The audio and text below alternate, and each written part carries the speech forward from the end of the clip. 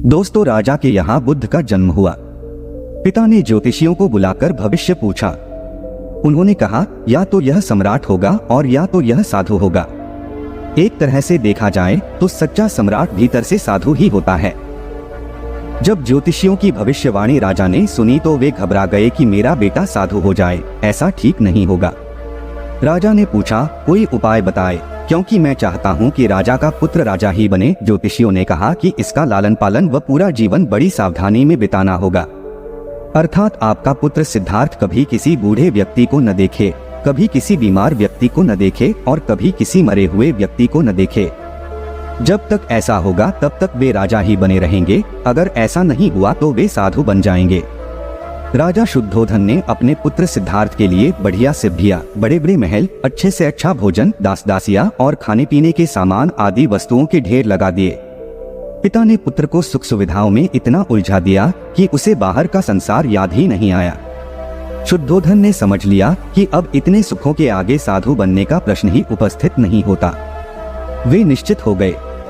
राजा शुद्धोधन ने बिल्कुल पक्की व्यवस्था कर रखी थी कि उनका पुत्र सिद्धार्थ जीवन में कभी भी वृद्ध, बीमार और मृतक व्यक्ति को देख न सके, क्योंकि वे अपने पुत्र को खोना नहीं चाहते थे। सिद्धार्थ का जीवन ऐश्वर्य और सुख सुविधाओं में बीत रहा था। उनके जवान होने पर एक सुंदर कन्या यशोधरा से उनका विवाह हो गया।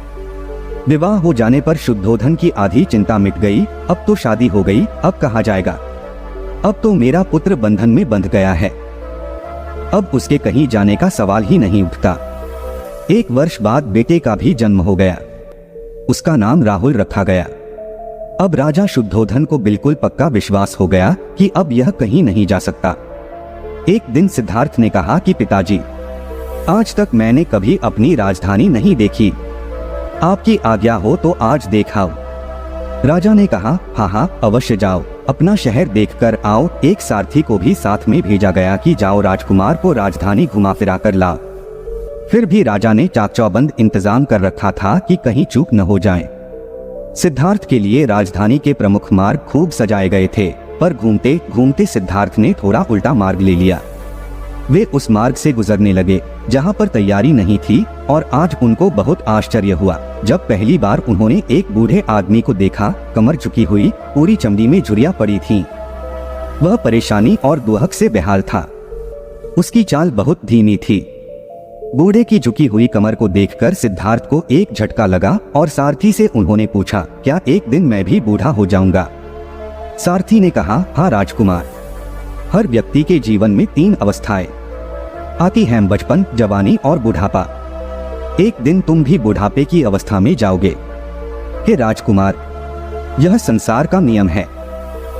चाहे गरीब हो या अमीर, सबका शरीर शिथिल अर्थात बूढ़ा होता है। राजकुमार सोच में पड़ गया। सारथी ने रथ को आगे बढ़ाया तो कुछ दूरी पर एक बीमार व्यक्ति मिला जो रोगों से घिरा हुआ था। उस पीड़ित व्यक्ति को देखकर राजकुमार का मन बहुत ही दुखी हुआ।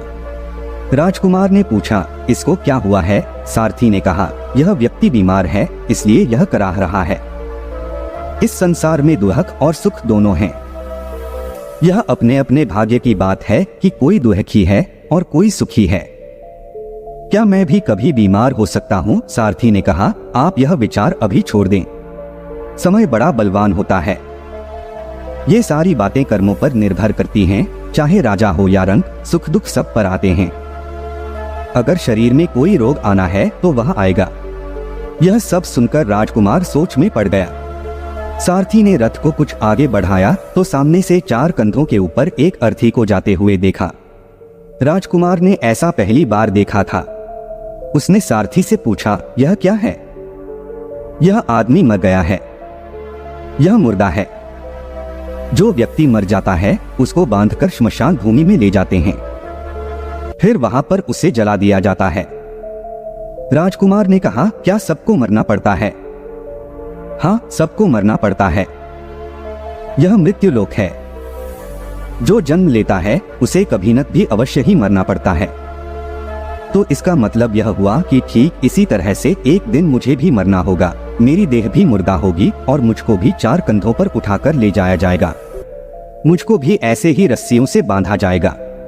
मेरे भी आगे पीछे घर के सदस्य रोएंगे, तड़पेंगे और जिस संसार को मैंने इकट्ठा किया है वह सारा का सारा मुझसे छूट जाएगा। इसका मतलब यह हुआ कि क्या एक दिन मैं भी मर जाऊंगा?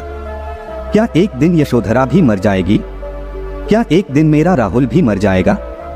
सारथी ने कहा, हाँ राजकुमार, एक दिन मैं भी मरूंगा, आप भी मरेंगे, यशोधरा भी मरेंगी और राहुल भी मरेगा, क्योंकि यह सब मरने के लिए ही पैदा होते हैं। उस रात सिद्धार्थ सो न सके। सोचने लगे कि क्या संसार में इतना दुख है, रोग है, बुढ़ापा है, और ऐसे में मैं खा पी कर कैसे जी सकता हूँ? नहीं नहीं, ऐसा मुझसे नहीं हो सकता।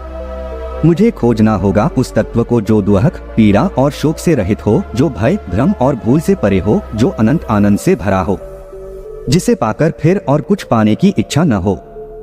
सिद्धार्थ वैराग्य के शिखर तक पहुंच चुके थे।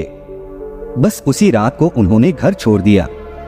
सारथी से कहा कि नगर की सीमा से दूर ले चलो। नगर के बाहर पहुंचकर सारथी को लौटा दिया। फिर कई दिनों तक वन में चलते गए।